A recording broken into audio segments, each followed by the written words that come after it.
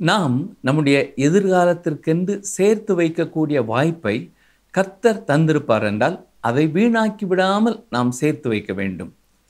விவேகி ஆபத்தை கண்டும் மறைந்து கொள்கிறான்.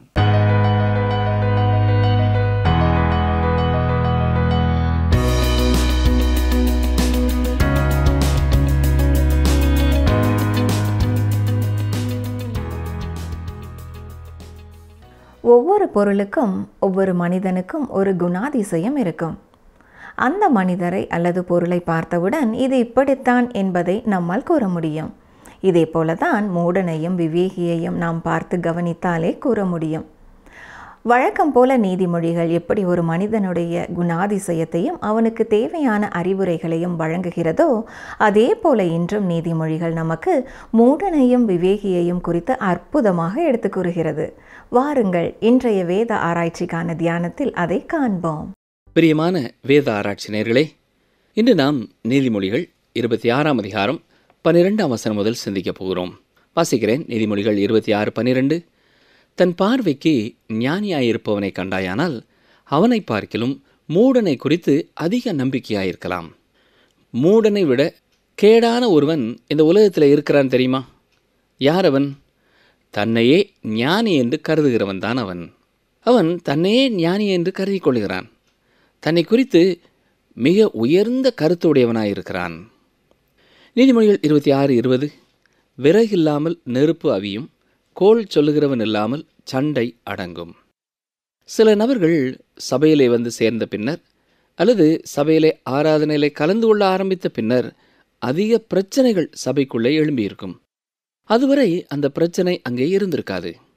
அருமையானவர்களே, நீங்கள் ஒரு திருச்சபைக்கு செல்வதனாலே உங்களை கொண்டு சபையிலே அமைதி, சந்தோஷம், சமாதானம் வருகிறதா அல்லது பிரச்சனைகள் தோன்றுகிறதா என்பதை சற்றே எண்ணி பாருங்கள். பிரச்சனைகளை கொண்டு வருகிறவர்கள் தேவனுடைய வசனத்திற்கு செவி சாய்க்காதவர்களாகவே இருப்பார்கள். அவர்கள் தேவனுடைய வார்த்தைக்கு செவி கொடுப்பது போல நடிக்கலாம், ஆனால் உண்மையில் கர்த்தருடைய வார்த்தைக்கு முக்கியத்துவம் கொடாதவர்களாயிருக்கிறார்கள். நீதிமொழிகள் 26:21. கரிகள் தழலுக்கும் விறகு நெருப்புக்கும் ஏதுவானது போல வாது பிரியன் சண்டைகளை மூட்டுகிறதற்கு ஏதுவானவன். சில குழுக்களுக்குள் அல்லது சபைகளுக்குள்ளே பிரச்சனைகள், சண்டைகள் தொடர்ந்து வந்து கொண்டே இருக்கும். காரணம் என்ன? அந்த கூட்டத்திற்குள் இருக்கும் சிலர் இப்படிப்பட்ட சண்டைகளுக்கு காரணமானவர்களாயிருக்கிறார்கள். இவர்கள் எப்பொழுதும் நெருப்பு எரிந்து கொண்டு இருப்பதற்காக அவ்வப்பொழுது விறகு கட்டுகளை போட்டுக்கொண்டே இருப்பார்கள். தேவையில்லாத பிரச்சனைகளை கிளப்பிக் கொண்டே இருப்பார்கள். இவர்களை அகற்றிவிட்டால் அந்த கூட்டத்திற்குள்ளே பிரச்சனை எழுவதை தடுக்க முடியும். நிகழ்ச்சியை கேட்டுக்கொண்டிருக்கிற அருமையான சகோதரனை, சகோதரியே, ஒருவேளை நம்முடைய வாழ்க்கையிலே நாம் இப்படிப்பட்டவர்களாக இருக்கிறோமா என்பதை சற்றே எண்ணி பார்க்க வேண்டும். ஒருவேளை இப்படிப்பட்ட சிலரை இந்த வார்த்தைகள் உங்களுக்கு நினைவுபடுத்தும் என்றால் அவர்களுக்காக கருத்தோடு நீங்கள் ஜெபிக்க கடமைப்பட்டிருக்கிறீர்கள். நீதிமொழிகள் 26ஆம் அதிகாரம் 22ஆம் வசனம். கோள்காரனுடைய வார்த்தைகள் விளையாட்டு போல் இருக்கும், ஆனாலும் அவைகள் உள்ளத்திற்குள் தைக்கும். கோள் சொல்லுதல் தவறு, அதற்கு செவி சாய்ப்பதும் தவறு. சிலர் மற்றவர்களை பற்றி குறைத்து சொல்வதை கேட்க ஆசைப்படுகிறவர்களாக இருக்கிறார்கள். அவ்வாறு சொல்லப்படுவதை கேட்கும் பொழுது அது அவர்கள் காதிற்கு இனிமையானதாக இருந்தாலும் அது உள்ளத்திற்குள் சென்று தைத்துவிடும். பின்னர் மனப்பிரச்சனை, சமாதானமின்மை கோள் சொல்லை கேட்டவர்களுக்கு வந்து விடுகிறது.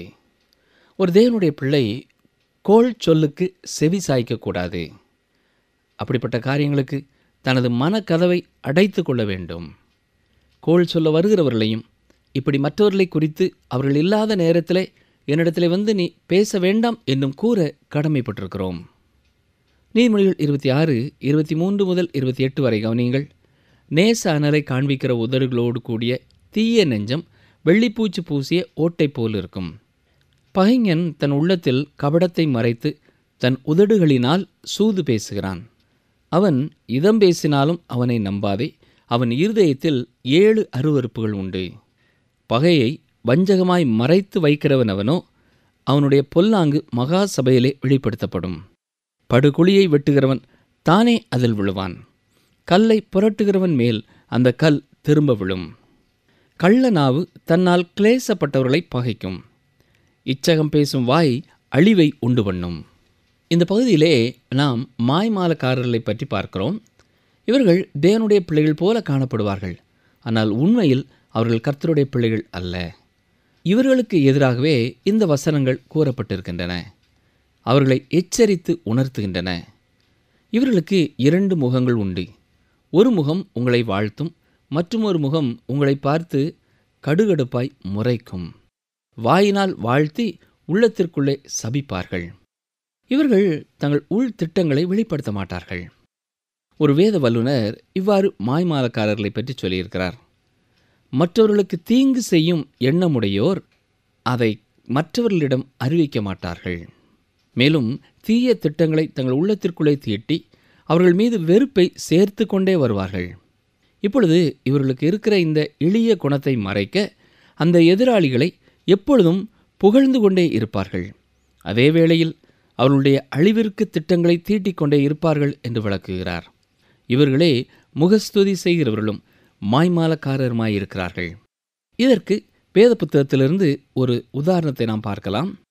சிறந்த எடுத்துக்காட்டு யார் தெரியுமா? ஆமான். இவன் முகஸ்துதி செய்கிறதை வேதத்திலே வாசித்து பாருங்கள். இவன் யூத குலத்தையே அழித்துவிட முயற்சிக்கிறான். மட்டுமல்ல, அவன் ராஜாவை தள்ளிவிட்டு ராஜ்யத்தை தன் கட்டுப்பாட்டின் கீழே கொண்டு வர விரும்பினான் என்பதை தெளிவாக வேதத்திலே நாம் அறிய முடியும். இவன் கேடான ஒரு மனிதன். இந்த அவனுடைய திட்டத்தை நிறைவேற்ற அவன் ராஜாவை அடிக்கடி முகஸ்துதி செய்வதை நீங்கள் பார்க்க முடியும். இன்று நம்முடைய ஆவிக்குரிய வட்டாரத்திலேயும் சபைகளிலேயும் இப்படிப்பட்ட காரியங்களை நாம் அடையாளம் கண்டுகொள்ள வேண்டும். இதை மூடி மறைப்பதனால் பிரயோஜனமில்லை. நமக்குள்ளே இப்படிப்பட்ட மாய்மாலம் தவறு ஒன்றுமில்லை என்று காட்டிக்கொள்ள விரும்புகிறோம். ஆனால் தேவ பிள்ளைகளாகிய நாம் இந்த மாய்மாலக்காரர்களை சந்தித்தே ஆக வேண்டும். அவர்களை எவ்வாறு சந்திக்கலாம் என்றே இந்த நீதிமொழிகள் அழகாய் சொல்லுகின்றன. தொடர்ந்து நாம் நீதிமொழிகள் 27ஆம் அதிகாரத்தை சிந்திக்க இருக்கிறோம். இந்த அதிகாரம் நட்பை குறித்து ஆழமாய் சொல்லுகிறது. நீதிமொழிகள் 27:1, நாளைய தினத்தை குறித்து பெருமை பாராட்டாதே, ஒரு நாள் பிறப்பிப்பதை அறியாயே. அருமையானவர்களே, இன்றைய பணியை இன்றைக்கே செய்ய வேண்டும். நாளைக்கு என்று தள்ளி போடக்கூடாது. இன்று உங்களால் அந்த காரியத்தை செய்ய முடியாதிருக்க நாளைக்கு என்று தள்ளி போடுதல் தவறு. நாளை என்பது ஒருபொழுதும் வராது. இவ்வாறு தள்ளி போடுவது நம்முடைய நேரத்தை திருடுவதற்கு சமானம். தேவனுடைய வசனம் என்ன சொல்கிறது? இன்று அவருடைய சத்தத்தை கேட்பீர்களாகில் உங்கள் இருதயங்களை கடினப்படுத்தாதிருங்கள். அடுத்ததாக 2 கொரிந்தியர் 6ஆம் அதிகாரம் 2ஆம் வசனம் என்ன சொல்கிறது? இதோ இப்பொழுதே அனுக்கிரக காலம், இப்பொழுதே இரட்சணிய நாள். அதாவது உடனே இன்றே செய் என்பதுதான் கர்த்தருடைய வார்த்தை கூறும் வழிமுறை. ஆனால் நாம் என்ன செய்ய நினைக்கிறோம் என்றால், காலத்தை தாழ்த்தி செய்தால் நலமாயிருக்குமே என்று யோசிக்கிறோம். இப்பொழுது வேண்டாம், பிறகு செய்வோம், மாலையிலே செய்வோம், நாளை செய்வோம் என்று காரியங்களை கடத்தி கொண்டே போகிறோம். வேதத்திலே இதற்கு சிறந்த எடுத்துக்காட்டுகள் உண்டு. அப்போஸ்தலர் நடபடிகளின் புஸ்தகம் 24ஆம் அதிகாரத்தின் கடைசி பகுதிக்கு வாருங்கள். அங்கே சிறையில் இருந்த பவுல் ஃபேலிக்ஸ் என்ற ஆளுநரிடத்திலே இயேசுவை பற்றிய சுசேஷத்தை சொல்லுகிறார். அதை கேட்டு ஃபேலிக்ஸ் பயமடைந்தார். ஆனால் அதற்கு உடனே கீழ்ப்படிய மனதில்லை. எனவே ஃபேலிக்ஸ் பவுலை பார்த்து, இப்பொழுது நீ போகலாம், எனக்கு சமயமான போது உன்னை அழைப்பேன் என்று சொல்லுகிறான். காலத்தை தாழ்த்தி போட்டான். பின்னர் அவனுக்கு சமயம் வாய்க்கவே இல்லை என்று வேத வசனத்திலே சொல்லப்பட்டிருக்கிறது. அதே போல எகிப்திய மன்னனான பார்வோன் இஸ்ரவேல் ஜனங்களை நாளை அனுப்பிவிடுவேன், நாளை அனுப்பிவிடுவேன் என்றே சொல்கிறான். இன்றைக்கு அனுப்புவேன் என்று சொல்லவே இல்லை. இவ்வாறு காலம் தாழ்த்தியதால் அவனுடைய மூத்த மகனை மட்டுமல்ல, எகிப்தின் தலைப்பிள்ளைகள் அத்தனை பேரையும் அவன் இழக்க வேண்டியதாயிற்று. இன்றே இரட்சணிய நாள். நாளைய தினம் எப்படி இருக்கும், எதை கொண்டு வரும் என்பதை நீ அறியாயே என்று கர்த்தர் சொல்கிறார். நீதிமொழிகள் 27:2, உன் வாயல்ல புறத்தியானே உன்னை புகழட்டும், உன் உதடு அல்ல அந்நியனே உன்னை புகழட்டும். கோலியாத் இந்த நீதிமொழியை கேட்டிருந்தால் நலமாயிருந்திருக்கும். அவன் தினமும் தன் தோள்களை நிமிர்த்தி கொண்டு இஸ்ரவேலின் சேனை முன் வந்து நின்று, தான் எவ்வளவு பெரிய வீரன் தெரியுமா என்று தன் வாயாலே தன்னை புகழ்ந்து கொண்டான். இறுதியிலே அவன் வார்த்தைகளினாலே தாவீதினிடத்திலே மாட்டிக்கொண்டான். அவன் வார்த்தையினாலே கோபமுற்ற தாவீது அவனை வீழ்த்த முனைந்தான். நீதிமொழிகள் 27ஆம் அதிகாரம் 3ஆம் வசனம். கல் கனமும் மணல் பாரமுமாயிருக்கும், மூடனுடைய கோபமோ இவ்விரண்டிலும் பாரமாம். மூடன் ஒருவன் மேல் கோபம் கொண்டானால் அது இடைஞ்சல்தான். ஏனென்றால் அவனுக்கு மனசாட்சி என்பதே இல்லை. எனவே அவன் எதையும் எப்பொழுது வேண்டுமானாலும் செய்கிறவனாயிருக்கிறான். நீதிமொழிகள் 27:4. உக்கிரம் கொடுமை உள்ளது, கோபம் நிஷ்டூரம் உள்ளது, பொறாமையோ வென்றால் அதற்கு முன் நிற்கத்தக்கவன் யார்? பொறாமை மிகவும் மோசமான ஒரு குணம். பிரசங்கி 4:4 என்ன சொல்கிறது? மனுஷன் படும் எல்லா பிரயாசமும் பயன்படும் எல்லா கிரியையும் அயலானுடைய பொறாமைக்கு ஏதுவாயிருக்கிறதை நான் கண்டேன். இதுவும் மாயையும் மனதுக்கு சஞ்சலமுமாயிருக்கிறது. அருமையானவர்களே, யாக்கோபின் சகோதரர்கள் பொறாமையினாலே தான் அவனை விற்று போட்டார்கள் என்று நாம் அறிந்திருக்கிறோம். ஆனால் பொறாமையின் செய்கையையும் தேவன் நன்மையாக முடிய பண்ணினார் என்று வேதத்திலே படிக்கிறோம். நீதிமொழிகள் 27:5-6 வசனங்கள். மறைவான சிநேகத்தை பார்க்கிலும் வெளிப்படையான கடிந்து கொள்ளுதல் நல்லது. சிநேகிதன் அடிக்கும் அடிகள் உண்மையானவைகள், சத்துரு இடும் முத்தங்களோ வஞ்சனை உள்ளவைகள். உங்களுக்கு வெளிப்படையாக கடிந்து கொள்ளும் நண்பர்கள் இருக்கிறார்களா? அவ்வாறு கடிந்து கொள்ளுகிறவர்களை நீங்கள் நேசித்து ஏற்றுக்கொள்கிறீர்களா? சற்றே யோசித்து பாருங்கள். அப்போஸ்தலனாகிய பவுல் பேதுருவை கடிந்து கொள்ளுகிறார். பேதுரு புறஜாதியாரோட போஜனம் பண்ணுவதிலே தயக்கம் காட்டியதை பவுல் கடிந்து உணர்த்தினார். பேதுருவுக்கு அந்த கடிந்து கொள்ளுதல் தேவையானதாக இருந்தது. அதே போல பேதுருவும் அதை எந்த வருத்தமும் இன்றி ஏற்றுக்கொண்டார். இதுவே கடிந்து கொள்ளுதலை ஏற்றுக்கொள்ளும் விதம். இதே போலத்தான் உங்களுக்கும் நண்பர்கள் தேவை. சிலருடைய வாழ்க்கையிலே அவர்களுடைய அருமையான மனைவியோ கணவனோ அவர்களை அருமையாக கண்டித்து உணர்த்துகிறவர்களாக இருப்பார்கள். நீங்கள் தவறான வழியில் செல்லும் பொழுது உங்கள் மனைவியோ கணவனோ உங்களை கடிந்து உணர்த்துகிறவர்களாக இருக்கிறார்கள் என்றால் அதற்கு நீங்கள் செவி சாய்க்க வேண்டியது அவசியம். சாராள் சொல்வதை கேள் என்று தேவன் ஆபிரகாமுக்கு சொன்னது உங்களுக்கு நினைவிருக்கிறதா? இந்த நீதிமொழிக்கு வேதத்திலிருந்து ஒரு எடுத்துக்காட்டை கூறலாம். யூதாஸ் இயேசுவை முத்தத்தினாலே காட்டி கொடுத்தான். சத்துரு இடும் முத்தங்களோ வஞ்சனை உள்ளவைகள் என்று மிக தெளிவாக யூதாஸை நமக்கு நினைவுபடுத்துகிறது. நீதிமொழிகள் 27:7. திருப்தி அடைந்தவன் தேன்கூட்டையும் மிதிப்பான், பசி உள்ளவனுக்கோ கசப்பான பதார்த்தங்களும் தித்திப்பாயிருக்கும். நீங்கள் வயிறார உட்கொண்ட பிறகு இனிமையான தேன்கூடு கூட இனிமையற்றதாய் உங்களுக்கு தோன்றும். அதை உங்களால் உண்ண முடியாததாகையால் அதை நீங்கள் அசட்டை செய்வீர்கள். ஆனால் பசியுள்ள ஒருவரை பாருங்கள். அவர்களுக்கு தாங்க முடியாத பசி. அவர்கள் சாப்பிட வேண்டும் என்று நினைக்கும் பொழுது சில கசப்பான உப்பு உரைப்பு இல்லாத உணவு வகைகள் வீட்டிலே இருந்தாலும் தாங்க முடியாத பசியினாலே அவற்றையும் இனிமையாக உண்பார்கள். அருமையானவர்களே, உங்களுக்கு வேதத்தின் மீது பசி தாகம் அதிகமாக வரும்படியாக விசேஷமாய் ஜெபியுங்கள். தேவனுடைய கிருபையினாலே அந்த பசி தாகத்தை நீங்கள் அடைந்தீர்களானால் நீங்கள் எந்த வசனத்தையும் வாசிக்காமல் ஒதுக்கி வைக்க மாட்டீர்கள். இது நம்மை கண்டித்து உணர்த்துகிறதுனால் கசக்கிறது என்று சொல்லி குறிப்பிட்ட வேத பகுதியை ஒதுக்க மாட்டீர்கள். நீதியின் மேல் பசி தாகமுற்ற உங்களுக்கு கசப்பாய் தோன்றுகிற வசனங்களும் இனிமையான தேன் கூட்டை போல இருக்கும். எல்லா வேத வசனங்களையும் தியானிப்பதிலே இனிமை காண்பீர்கள். நீதிமொழிகள் 27ஆம் அதிகாரம் 8ஆம் வசனம். தன் கூட்டை விட்டு அலைகிற குருவி எப்படி இருக்கிறதோ அப்படியே தன் ஸ்தானத்தை விட்டு அலைகிற மனுஷனும் இருக்கிறான். தேவன் உங்களுக்கென்று கொடுத்த ஒரு ஸ்தானம் இருக்கிறது. அதை விட்டுவிட்டு நீங்கள் அங்கும் இங்கும் அலையக்கூடாது. அவ்வாறு நீங்கள் அலைந்தாலும் உங்களுக்கு எதுவுமே சரியாக அமையாது. இவ்வாறு கூட்டை விட்டு அலைகிற பறவை ஓய்வு எடுக்க இயலாது துன்புறுகிறதோ அதை போல உங்கள் மனதிலே சமாதானம் இருக்காது. ஒவ்வொரு விசுவாசியும் அவனவனுக்குரிய இடத்திலே இருக்க வேண்டும் என்பதற்காகவே தேவன் ஒவ்வொருவருக்கும் வரங்களை கொடுத்திருக்கிறார். 1 கொரிந்தியர் 12:7 பாருங்கள்.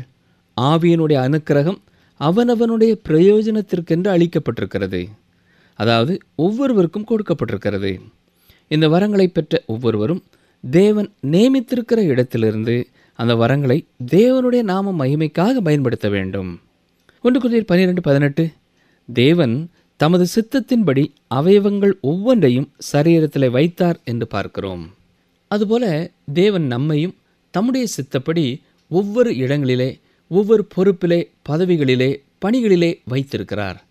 நாம் வைக்கப்பட்ட இடங்களிலிருந்து ஆண்டவருக்காக எந்த காரியங்களை சிறப்பாய் செய்ய முடியுமோ, நம்முடைய பணியை எப்படி சீராய் செய்ய முடியுமோ அப்படி செய்து அவருடைய நாமத்தை மகிமைப்படுத்த வேண்டும்.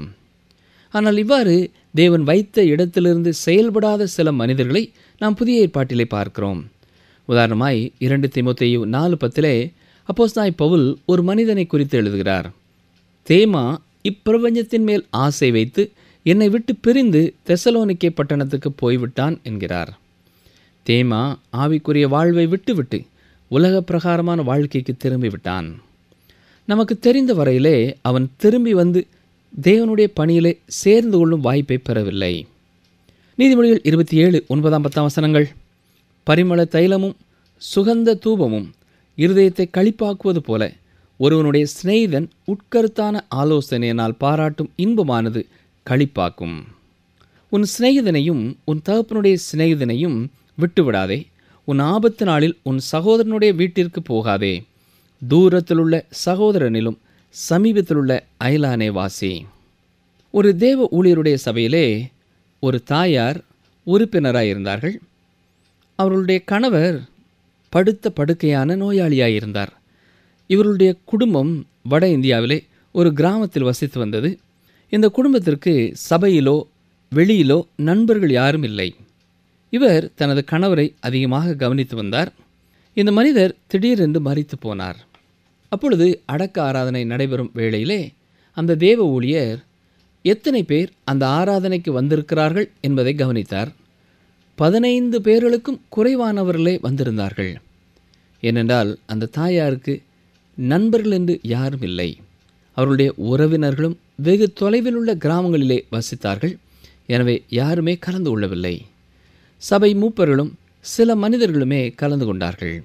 தூரத்திலுள்ள சகோதரனிலும் சமீபத்திலுள்ள அயலானே வாசி என்று ஞானி கூறுவது இங்கே பொருந்தும். நமக்கு நண்பர்கள் தேவையானவர்களாக இருக்கிறார்கள். எனவே அருகில் உள்ளவர்களோடு சமாதானமாய் பழக கற்றுக்கொள்ள வேண்டும். தூரத்திலுள்ள உறவினர்களை மட்டுமே எல்லா காரியங்களுக்கும் நம்பிக்கொண்டிருப்பதை விட அருகிலுள்ள நண்பர்கள் பெரும் உதவியாயிருப்பார்கள். நீதிமொழிகள் 27:12 விவேகி ஆபத்தை கண்டு மறைந்து கொள்கிறான், பேதைகளோ நெடுக போய் தண்டிக்கப்படுகிறார்கள்.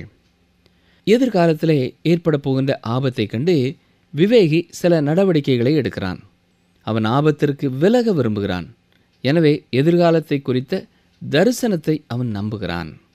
என்ன நடக்கப் போகிறது என்பதை அறிந்து கொண்டு அதற்கேற்றபடி செயல்படுகிறான். நாம் நம்முடைய பிரச்சனைகளை தீர்க்க ஆபத்திலிருந்து மறைந்து கொள்ள மனிதனுடைய உதவியை நாடக்கூடாது. அதே போல இந்த உலகத்திலே நாம் சந்திக்கிற எல்லா பிரச்சனைகளையும் தீர்த்துவிட முடியும் என்றும் நாம் நினைக்கக்கூடாது. வேதம் என்ன சொல்கிறது? உலகில் உங்களுக்கு உபத்திரவம் உண்டு. மேலும் இந்த பழைய உலகத்தின் மீது நியாய தீர்ப்பு வந்து கொண்டிருக்கிறது. எனவே நாம் இப்படிப்பட்ட ஆபத்தை கண்டு கர்த்தருடைய செட்டைக்குள்ளே மறைந்து கொள்ள வேண்டும். இதில் மற்றொரு காரியத்தையும் தெரிந்து கொள்வோம். நாம் வரப்போகிற ஆபத்தை கண்டு மறைந்து கொள்ள வேண்டியது அவசியம். அதாவது ஆயுள் காப்பீடு செய்வது, வங்கியிலே பணத்தை இருப்பிலே வைப்பது போன்றவற்றை உங்கள் எதிர்காலத்திற்காக நீங்கள் தயார் செய்து வையுங்கள். ஏனென்றால் நமக்கு கடினமான முதிர் வயது ஒன்று வந்து கொண்டிருக்கிறது. நீங்கள் எதிர்காலத்தை குறித்து திட்டமுடையவர்களாக இருக்க வேண்டும் என்று கர்த்தர் எதிர்பார்க்கிறார். ஆனால் சிலர் இவ்வாறு சொல்வார்கள், நாம் தேவன் மீது நம்பிக்கை கொள்ளாமல் இப்படியெல்லாம் சேர்த்து வைக்கக்கூடாது என்கிறார்கள். நாம் கர்த்தரையே சார்ந்து கொள்ள வேண்டும் என்கிறார்கள். பிரியமானவர்களே, நாம் நம்முடைய எதிர்காலத்திற்கென்று சேர்த்து வைத்து கொள்ளக்கூடிய வாய்ப்பை கர்த்தர் தந்திருப்பார் என்றால் அதை வீணாக்கி விடாமல் நாம் சேர்த்து வைக்க வேண்டும். விவேகி ஆபத்தை கண்டு மறைந்து கொள்கிறான். நீதிமொழிகள் 27:14 ஒருவன் அதிகாலையிலே எழுந்து உரத்த சத்தத்தோடு தன் சிநேகிதனுக்கு சொல்லும் ஆசீர்வாதம் சாபமாக எண்ணப்படும். இது சற்று வித்தியாசமான வசனமாக உங்களுக்கு காணப்படலாம். உரத்த சத்தத்தோடே சொல்லப்படும் ஆசீர்வாதம் அதிகமாக வலியுறுத்தப்படும் அன்பு, முகஸ்துதி இவை எல்லாவற்றிற்கும் உள்ளான நோக்கம் ஒன்றிருக்கும் என்பதை அறிந்து கொள்ளுங்கள். உங்களை சிலர் அளவுக்கு அதிகமாக புகழுகிறார்களா? ஜாக்கிரதையாயிருங்கள். அதில் சில உள்ளான நோக்கம் இருக்கிறது. உங்களிடம் எதையோ எதிர்பார்த்து தான் அவ்வாறு அவர்கள் புகழுகிறார்கள். வேதத்திலிருந்து இதற்கொரு எடுத்துக்காட்டை பாருங்கள். 2 சாமுவேல் 15ஆம் அதிகாரம் முதல் 6 வசனங்களை வாசித்து பாருங்கள். அங்கே அப்சலோம் இஸ்ரவேல் மக்களுடைய இருதயத்தை கவர்ந்து கொள்வதற்காக அதிகாலையிலேயே எழுந்து சென்று பட்டணத்து வாசலுக்கு போகிற வழி ஓரத்திலே நின்று கொண்டு அங்கே ராஜாவை சந்திக்க போகிற ஜனங்களை அழைத்து பேசுவான். அவர்களை முகஸ்துதி செய்து அவர்களை நேசிப்பது போல நடித்து அவர்கள் காரியங்களிலே மிகவும் கரிசனை உள்ளவன் போல நடந்து கொள்வான். ஆனால் அவனுடைய உள்ளான எண்ணம் வேறு. தான் ராஜ அரியணையை கைப்பற்றுவதற்காக அவருடைய ஆதரவை பெறுவதற்காகவே அவ்வாறு செயல்பட்டான். ஆவிக்குரிய வட்டாரத்திலேயும் இப்படிப்பட்ட முகஸ்துதியை நீங்கள் பார்க்கலாம். நீங்கள் பிரசங்கித்து விட்டு வரும்பொழுது உங்களை பார்த்து சிலர் நன்றாக பிரசங்கம் இருந்தது என்று புகழுவார்கள். அவர்கள் உங்களை உற்சாகப்படுத்துவதற்காக அவ்வாறு கூறுவார்கள். ஆனால் அதை நீங்கள் முற்றிலும் நம்பி திருப்தியோடு கூட உட்கார்ந்து விடக்கூடாது. இன்னும் அதிகமாய் ஜெபித்து ஊழியத்திற்கென்று ஆயத்தப்பட வேண்டும். அப்பொழுதுதான் உயர்ந்த நிலைமையை அடைய முடியும். ஒரு பழமொழி இவ்வாறு கூறுகிறது, முகஸ்துதி என்பது ஒரு வாசனை திரவியம் போன்றது. அதை முகர்ந்து பார்க்க வேண்டுமே ஒழிய குடித்து விடக்கூடாது. நீதிமொழிகள் 27ஆம் அதிகாரம் 15-16 வசனங்களை பாருங்கள். அடைமழை நாளில் ஓயாத ஒழுக்கும் சண்டைக்காரியான ஸ்திரீயும் சரி. அவளை அடக்க பார்க்கிறவன் காற்றை அடக்கி தன் வலது கையினால் எண்ணெயை பிடிக்க பார்க்கிறான். ஏற்கனவே நாம் சண்டைக்காரியான ஸ்திரீயை குறித்து நாம் சிந்தித்தோம். எனவே அப்படிப்பட்ட ஒரு பெண்ணாய் இருக்கக்கூடாது என்ற உறுதியான தீர்மானத்தோடு வாழுங்கள். குடும்பத்தில் இருக்கிறவர்களுக்கு மகிழ்ச்சியையும் சமாதானத்தையும் சந்தோஷத்தையும் கொடுக்கிறவர்களாய் வாழ உங்களை அர்ப்பணியுங்கள். ஜெபிப்போமா? எங்களை நேசிக்கிறங்கள் நல்ல ஆண்டவரே, இன்றைக்கும் நாங்கள் கற்றுக்கொண்ட வேத வசனங்களுக்காக நாங்கள் தாழ்மையோடும் முழு இதயத்தோடும் உமக்கு நன்றி செலுத்துகிறோம். ஆண்டவரே, வெவ்வேறு காரியங்களை குறித்து இன்றைக்கும் நீர் எங்களோடு பேசினீர். நாங்கள் யார் யார் எந்தெந்த பகுதிகளிலே குறைபட்டவர்களாய் காணப்படுகிறோமோ அதை உணர்ந்து கொள்ளும் உணர்வுள்ள இருதயத்தை தாரும். அப்படிப்பட்ட காரியங்களிலே நாங்கள் உமக்கு பிரியமாய் உம்முடைய சித்தத்தை நிறைவேற்றுகிறவர்களாய் மாற உம்முடைய தூய ஆவியானவரே எங்களுக்கு துணை செய்வாராக. இயேசுவின் நல்ல நாமத்தினாலே கேட்கிறோம் பிதாவே, ஆமேன். மூடன் தனக்குள்ளாகவே தன்னை ஞானி என்று எண்ணிக்கொள்பவன் அவன் யார் சொன்னாலும் கேட்க மாட்டான். நாமும் அநேக நேரங்களில் நம்மை நாமே ஞானி என்று வேறு யாருக்கும் எதுவும் தெரியாது என்று நினைத்து நாம் மூடர்களாக இருந்து கொண்டிருக்கிறோம். இந்த மூடனானவன் சண்டைகளை மூட்டி அதில் அனல் காய்வான். இவனுடைய வாய் வார்த்தைகள் உள்ளத்தை தைக்கிறது. அது மட்டுமல்லாமல் இவன் பகை வஞ்சகமாய் மறைத்து வைக்கிறான். இவன் மாய்மாலம் செய்வதில் வல்லவன். இதை போல நாம் என்றாவது இருந்திருக்கிறோமா என்பதை பற்றி சற்று சிந்தித்து பார்ப்போம். 27ஆம் அதிகாரம் 1ஆம் வசனத்தில் நாம் நாளைய தினத்தை குறித்து பெருமை பாராட்டக்கூடாது என்பதை கற்றுக்கொண்டோம். அதில் நாம் வேலைகளை நாளைக்கு செய்யலாம், இல்லாவிட்டால் அடுத்த நாள் செய்யலாம் என்று தள்ளி போடாமல் அன்றைய வேலைகளை அன்றே செய்ய வேண்டும் என்ற ஒரு பாடத்தை கற்றுக்கொண்டோம்.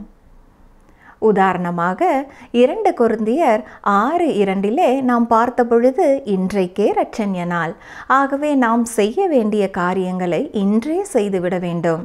அது மட்டுமல்லாமல் ஃபெலிக்ஸ் என்னும் ஆளுநர் பவுலின் சுவிசேஷத்திற்கு உடனடியாக கீழ்ப்படிய மனதில்லாதவனாக இருந்து பவுலை நோக்கி, இப்பொழுது நீ போகலாம், எனக்கு சமயமான போது உன்னை மீண்டும் அழைப்பேன் என்று சொல்லி காலத்தை தாழ்த்தி போட்டான்.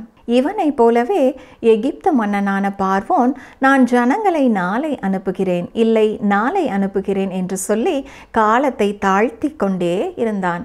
இதுபோல நாமும் நாம் செய்ய வேண்டிய வேலைகளை அடுத்த நாளோ அல்லது அதற்கு அடுத்த நாள் ஒத்தி வைக்காமல் அன்றைய வேலைகளை அன்றே செய்ய பழகுவோம். பின் கோலியாத்தை கொண்டு ஒரு பாடத்தை கற்றுக்கொண்டோம்.